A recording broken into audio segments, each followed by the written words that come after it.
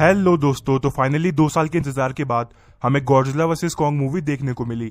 और मैंने इस मूवी का फर्स्ट डे फर्स्ट शो देखा था और मैं इस मूवी पे बहुत टाइम पहले वीडियो बनाना चाहता था, लेकिन अब फाइनली मुझे टाइम मिल गया है और आज हम बात करेंगे गॉडजिला वर्सेस कॉन्ग मूवी की पूरी स्टोरी के बारे में। तो चलिए इस वीडियो को शुरू करते हैं। जैसा कि हमने इससे पहले आई Godzilla king of the monsters movie में देखा था कि गॉडजिला किंग गिडोरा को हराने के बाद किंग का टाइटल ले लेता है और वो बन जाता है किंग ऑफ द मॉन्स्टर। और इससे हमें ये भी पता चलता है कि गॉडजिला कितना ज्यादा पावरफुल है। और उसी मूवी के पोस्ट क्रेडिट सीन में हमने किंग गिडोरा का एक सर भी देखा था, जो कि इस मूवी में काफी इंपॉर्टेंट रोल प्ले करता है। तो अभी मूवी स्टार्ट होती है यानी कि गॉडजिला वर्सेस कॉन्ग और हम देखते हैं स्कल आइलैंड। स्कल आइलैंड में कॉन्ग रहता है और अब कॉन्ग पहले के मुकाबले काफी ज्यादा बड़ा हो चुका है और अब कॉन्ग की हाइट 300 फीट से भी ज्यादा हो चुकी है। और वहीं पे हम उस बच्ची को भी देखते हैं जिसको कि हमने ट्रेलर में देखा था, जिसका बॉन्ड कॉन्ग के साथ बहुत ही अच्छा बन चुका है और वो कॉन्ग की बेस्ट फ्रेंड बन चुकी है। फिर हम देखते हैं कि कॉन्ग की मोनार्च वालों ने कॉन्ग पे कब्जा कर रखा है और कॉन्ग अभी मोनार्च के आउटपोस्ट 236 में है। यानी कि इससे हमें ये भी पता चलता है कि मोनार्च इन कुछ सालों में बहुत ज्यादा फैल चुका। हम देखते हैं गॉडजिला को एक सिटी पे अटैक करते हुए और वो एपेक्स नाम की एक कंपनी की पूरी फैसिलिटी उड़ा देता है। अगर आपको नहीं पता तो मैं बता दूं कि एपेक्स एक कंपनी है जिसका काम मोनार्च जैसा ही है, यानी कि टाइटन्स पे रिसर्च करना। और अभी एपेक्स कुछ ऐसा बना रहा है जिससे कि गॉडजिला को लगता है कि वो उसके लिए खतरा है और तभी गॉडजिला उस पर अटैक करता है, क्योंकि गॉडजिला किसी पे तब तक अटैक नहीं करता जब तक उसे या इस एनवायरनमेंट को किसी से खतरा ना हो। और इसके बाद हम देखते हैं एपेक्स के मालिक वॉल्टर सिमंस को, जो कि वहां से जा रहे होते हैं और वहीं पे रेन सरीजावा भी खड़ा होता है, जो कि एपेक्स में एक इंजीनियर। और फिर हम देखते हैं वॉल्टर सिमंस को, जो कि अलेक्जेंडर स्कारगार्ड के कैरेक्टर नेथन लिंड से मिलने आया हुआ है। नेथन लिंड भी असल में मॉन्स्टर्स पे रिसर्च कर रहा है और उसने एक बुक भी लिखी है हॉलो अर्थ के बारे में। और इससे पहले भी हमने मॉन्स्टरवर्स की मूवीज में हॉलो अर्थ के बारे में जाना है कि जमीन के अंदर एक अलग से जगह है जहाँ पे मॉन्स्टर्स रहते हैं। और फिर नेथन लिंड ये भी बताता है कि उन्होंने हॉलो अर्थ के अंदर जाने की कोशिश की थी, लेकिन रिवर्स ग्रेविटी की वजह से वो अंदर नहीं जा पाए। तो फिर एपेक्स वाले अपना शिप दिखाते हैं और वो बताते हैं कि शिप के जरिए वो बड़े ही आराम से रिवर्स ग्रेविटी को फेस कर लेंगे और वो अंदर हॉलो अर्थ के अंदर चले जाएंगे। लेकिन उन्हें हॉलो अर्थ के अंदर जाने के लिए एक टाइटन की जरूरत पड़ेगी, क्योंकि एक टाइटन ही उन्हें हॉलो अर्थ के अंदर जाने का रास्ता दिखा सकता है। तो यहाँ पे उनकी नजर कॉन्ग पे पड़ती है, जो कि ऑलरेडी मोनार्च के पास है। और इसके बाद हम देखते हैं कि कॉन्ग को चेन में बांधकर हॉलो अर्थ की तरफ ले जाया जा रहा है, लेकिन मोनार्च को इस बात का डर है कि कहीं यहाँ पे गॉडजिला ना आ जाए कॉन्ग से लड़ने के लिए। ऐसा इसलिए क्योंकि गॉडजिला और कॉन्ग एक दूसरे के जानी दुश्मन है और इनके पूर्वज भी आपस में लड़ा करते थे। उसके बाद हम देखते हैं माया सिमंस को, जो कि वॉल्टर सिमंस की बेटी है और वो एपेक्स की तरफ से इस टीम को लीड कर रही है। फिर हम ये भी देखते हैं कि उस बच्ची जिया और कॉन्ग के रिलेशन काफी ज्यादा स्ट्रांग है।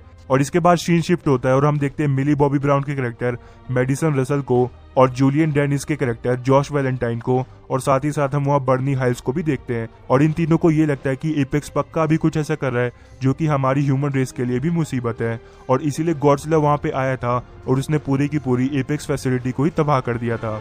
और इसके बाद हम देखते हैं कि अभी स्टोरी में गॉडजिला की एंट्री हो चुकी है, जो कि असल में कॉन्ग से लड़ने आया है। और यहाँ पर गॉडजिला और कॉन्ग के बीच में एक बहुत ही घमासान लड़ाई होती है, जिसे कि गॉडजिला जीत जाता है। ऐसा इसलिए क्योंकि ये लड़ाई पानी के ऊपर हो रही है और पानी के ऊपर गॉडजिला को हराना मुश्किल ही नहीं नामुमकिन है।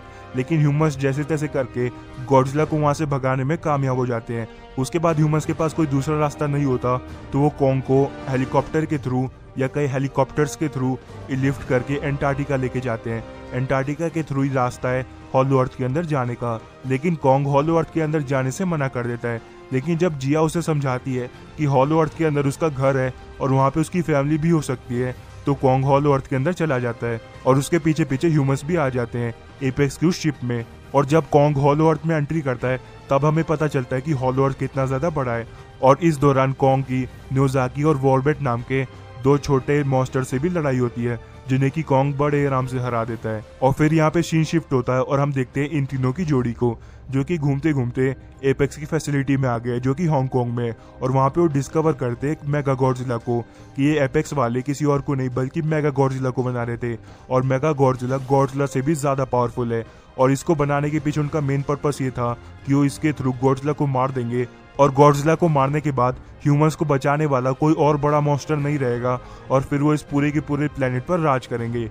ये एपेक्स वालों का प्लान होता है और वहाँ पे वो अपने मेगा गॉडजिला को टेस्ट करते हैं और मेगा गॉडजिला बड़े ही आराम से स्कल क्रॉलर को मार देता है। लेकिन क्योंकि यहाँ पे मेगा गॉडजिला को एक्टिवेट किया गया है, तो गॉडजिला को इस बात का सेंस हो जाता है कि मेगा गॉडजिला हांगकांग में है और तब वो अपनी डायरेक्शन चेंज करते हुए हांगकांग आ जाता है। और उसी के अपोजिट हम हॉलो अर्थ में देखते हैं कि कॉन्ग ने अपनी कुल्हाड़ी को डिस्कवर कर लिया है। अगर हम ध्यान से देखें तो कॉन्ग अपनी इस कुल्हाड़ी को एक स्कल क्रॉलर के सर से निकाल रहा होता है, और हमने इससे पहले स्कल क्रॉलर को Kong the Skull Island movie में भी देखा था। और इस दौरान एक सीन भी आता है जब हम कॉन्ग को अपनी कुल्हाड़ी के साथ गद्दी पे बैठा हुआ देखते हैं, और ये सीन सच में आइकॉनिक था। फिर हम देखते हैं कि कॉन्ग अपनी कुल्हाड़ी को चार्ज भी करता है। असल में हॉलो अर्थ में एक सोर्स ऑफ एनर्जी भी है जिसके पीछे एपेक्स वाले आए हैं। असल में एपेक्स वाले हॉलो अर्थ के अंदर इसलिए आए थे ताकि वो यहाँ की सोर्स ऑफ एनर्जी ले सके और उसके थ्रू वो अपने मेगा गॉडजिला को चला सके।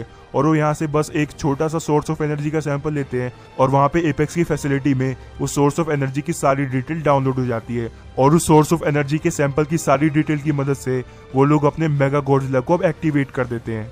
और जब कॉन्ग हॉलो अर्थ की सोर्स ऑफ एनर्जी का इस्तेमाल करता है तो उसे गॉडजिला को इस बात का सेंस हो जाता है कि कॉन्ग हॉलो अर्थ के अंदर है, और वो जमीन पे अपनी एटॉमिक ब्रेथ को इतनी तेजी से मारता है कि एक बहुत ही बड़ा गड्ढा हो जाता है, जिस गड्ढे के एक साइड होता है गॉडजिला और दूसरी साइड हॉलो अर्थ के अंदर होता है कॉन्ग। और अब कॉन्ग के पास उसका हथौड़ा भी है, तो कॉन्ग आगे बढ़ता है ताकि वो गॉडजिला से लड़ सके, और उसके पीछे पीछे ह्यूमंस भी आ जाते हैं। और अब यहाँ पे एक साइड है गॉडजिला और दूसरी साइड है कॉन्ग, और कॉन्ग के पास अब उसका हथौड़ा भी है। तो इन दोनों के बीच में घमासान लड़ाई होती है, और इस लड़ाई के दौरान हम वो सीन भी देखते हैं जो कि हमने ट्रेलर में देखा था, जहाँ पे कॉन्ग उस हथौड़े की मदद से गॉडजिला पे बड़ी तेजी से वार करता है, और इस वार को गॉडजिला नहीं सह पाता और वो जमीन पे गिर जाता है। और ऐसा लगता है कि इस बार की बैटल को कॉन्ग जीत गया, लेकिन ऐसा नहीं होता, और 2 मिनट के अंदर अंदर गॉडजिला वापस से उठ खड़ा होता है, और अब वो कॉन्ग को बुरी तरीके से मारता है। इतनी बुरी तरीके से मारता है कि कॉन्ग का शोल्डर डिसलोकेट हो जाता है। उसके बाद वो कॉन्ग के सीने पे बहुत सारे खरोच भी मारता है, और फाइनली हमें बात पता चल जाती है कि गॉडजिला ही है असली किंग ऑफ द मॉन्स्टर्स। असल में इस मूवी के डायरेक्टर एडम विंगार्ड ने पहले ही बात बोल दी थी कि इस मूवी को देखने के बाद आपको ये पता चल जाएगा कि आखिर गॉडजिला और कॉन्ग में से ज्यादा पावरफुल कौन है, और हमें पता चल गया कि गॉडजिला ही ज्यादा पावरफुल है। क्योंकि अगर हम ध्यान से देखें तो गॉडजिला ने पहले तो अपनी एटॉमिक ब्रेथ से जमीन के अंदर एक पूरा का पूरा छेद कर दिया, उसके बाद हथौड़ी की मार खाने के बाद भी 2 मिनट के अंदर अंदर वापस से उठ गया और उसने कॉन्ग को हरा दिया। तो इससे हमें ये पता चलता है कि गॉडजिला कितना ज्यादा पावरफुल है, और वही हमेशा किंग ऑफ द मॉन्स्टर का टाइटल लेने वाला है।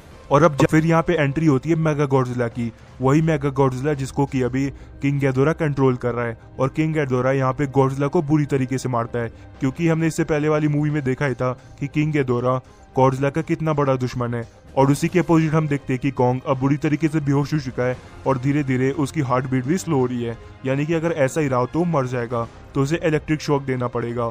और इलेक्ट्रिक शॉक देने के लिए ह्यूमंस उसी सोर्स ऑफ एनर्जी का इस्तेमाल करते हैं जो कि हॉलो अर्थ से लेके आए थे, और उसकी मदद से कॉन्ग वापस से रिवाइव हो जाता है, यानी कि ये भी कह सकते हैं कि वो मरते मरते बच जाता है और जिंदा हो जाता है। उसके बाद जिया उसको समझाती है कि गॉडजिला उसका एनिमी नहीं है, बल्कि मेगा गॉडजिला उसका एनिमी है, और उसे मेगा गॉडजिला को हराना है। तो ये बात सुनने के बाद कॉन्ग अपने डिसलोकेट हुए शोल्डर को वापस से ठीक करता है, और वो भी लड़ाई में कूद जाता है। और यहाँ पे एक साइड है कॉन्ग और गॉडजिला, और दूसरी साइड है मेगा गॉडजिला। और यहाँ पे मजे की बात ये कि मेगा गॉडजिला इतना ज्यादा पावरफुल है कि वो अकेले इन दोनों को ही हैंडल करता है, और मेगा गॉडजिला इन दोनों को बुरी तरीके से मारता है, और ये लोग भी मेगा गॉडजिला को बड़े कांटे की टक्कर देते हैं।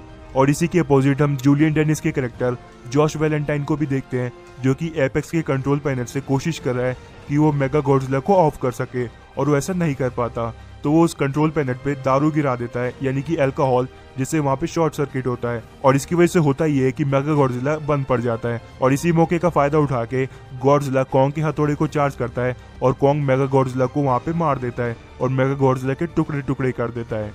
और अब मेगा गॉडजिला को हराने के बाद एक साइड खड़ा है कॉन्ग और दूसरी साइड है गॉडजिला, लेकिन कॉन्ग अपने हथियार गिरा देता है, और उसी के अपोजिट गॉडजिला कॉन्ग पे तेजी से दहाड़ता है। अगर फैन थ्योरीज की माने तो गॉडजिला यहाँ पे इसलिए दहाड़ता है ताकि वो कॉन्ग को थैंक यू कह सके। उसके बाद गॉडजिला वापस से समुद्र के अंदर चला जाता है। उसी के अपोजिट हम देखते हैं कि कॉन्ग अब हॉलो अर्थ के अंदर रहता है, जहाँ पे मोनार्च वालों ने अपना एक स्टेशन बना लिया है, और इसके बाद ये मूवी खत्म हो जाती है।